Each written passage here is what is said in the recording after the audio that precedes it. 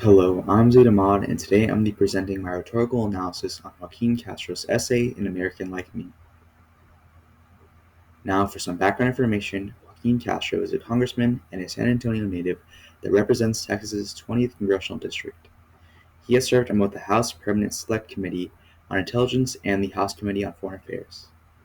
He also has a twin brother who served under former President Barack Obama in 2012, which I talk about later in this presentation.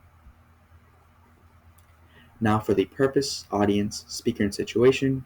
The purpose of this text is he writes an essay to tell his family's personal experiences with immigration and how those experiences have shaped him to the man he is today. For audience, other people who are immigrants or who have family members who are immigrants. Speaker is Joaquin Castro, of course. Situation is Joaquin is a person who has family members that immigrate to the United States.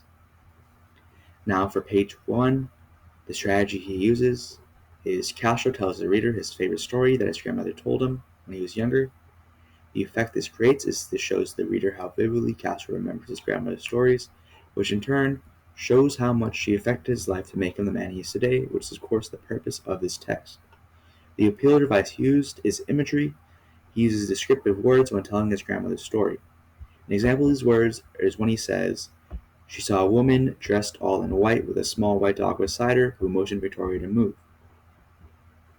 And you can see here in the red, it says, "That's one story my grandmother would tell us, where every so often, when she imagined the things that could have been," which show how vividly he remembers these stories. Now for page 2, the strategy used is Castro gives an anecdote of his grandmother's upbringing, and the effect this creates is the anecdote appeals to the reader's emotions while also helping the reader understand what his grandmother's life was like when she was younger. The appeal or device is ethos, when he talks about his grandmother's circumstances from a young age, and pathos, when he tells the reader his grandmother's feelings by her mother's death, which create a sad tone that makes people feel for the grandmother.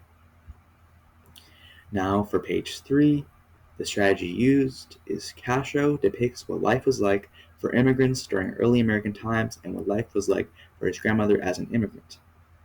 Now the effect this creates is it creates a parallel that helps the reader understand how immigrants were treated during this time, which tie into the author's purpose that he was shaped by his family's past experiences. And the appeal or device used is parallelism, when he creates a parallel between Irish immigrants during early America and his grandmother's experiences as an American or immigrant herself.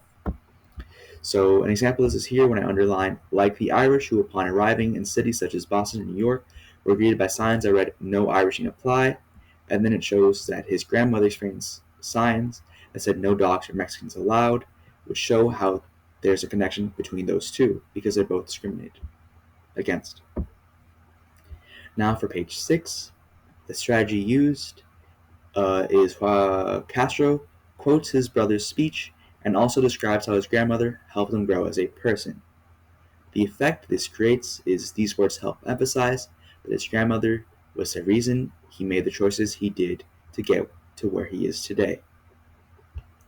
The appeals or devices are he uses an anaphora when Castro uses an anaphora when describing how his grandmother affected his life and future from a young age.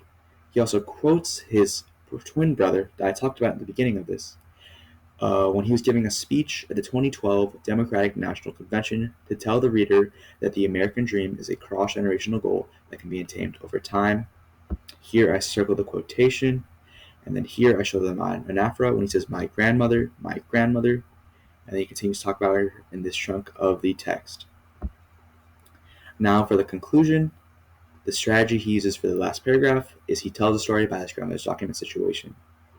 And the effect this creates is it creates a hopeful tone about immigration and the American dream, like that was talked about earlier with his brother's quotes.